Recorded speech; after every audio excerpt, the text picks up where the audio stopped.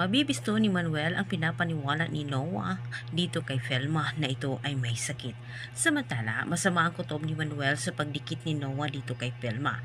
Kakaiba umano ang kanyang nararamdaman, kaya't agad siyang nagpasya na sundan itong si Velma kung saan ito naroroon para bantayan ni Manuel na sorpresahin itong si Velma. Ngunit sa kanyang pagdating, siya ang nagbigla sa kanyang nakita.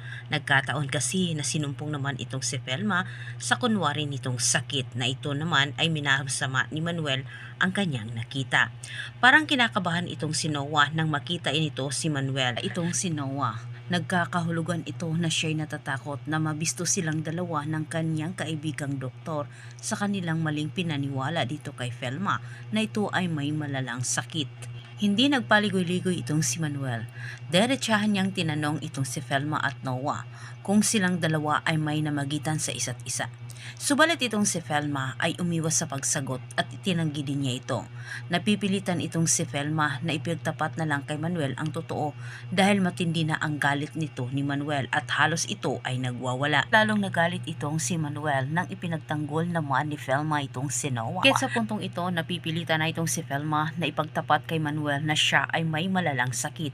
Pero sa kabutihang palad, hindi naniniwala itong si Manuel at bigla na lang itong napaisip. Nararamdaman ni Manuel na may ginagawang mali itong si Noah kay Velma dahil bigla na lang umano itong may nararamdamang malalang sakit sa pagdating ni Noah. Binabalaan ni Manuel itong si Noah, kanya umanong aalamin ang totoo. Hindi umano siya naniniwala na may sakit ang kanyang minamahal na Velma. Pero sinabi ni Noah, doktor na umano ang nagsasabi.